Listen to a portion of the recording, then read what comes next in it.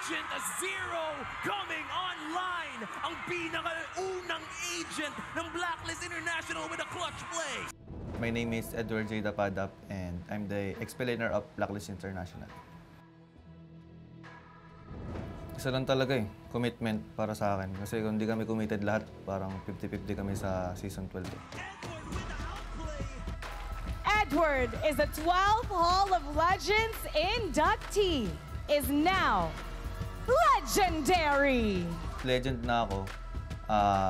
Gusto ko naman maging greatest of all time, parang si Rebo or si Carl. Mahaba pa naman siguro yung panahon ko sa pro scene, so siguro kaya ko yung maabot. For me, as long as nandiyan yung MB3, feeling ko kaya naman nila talaga mag-compare.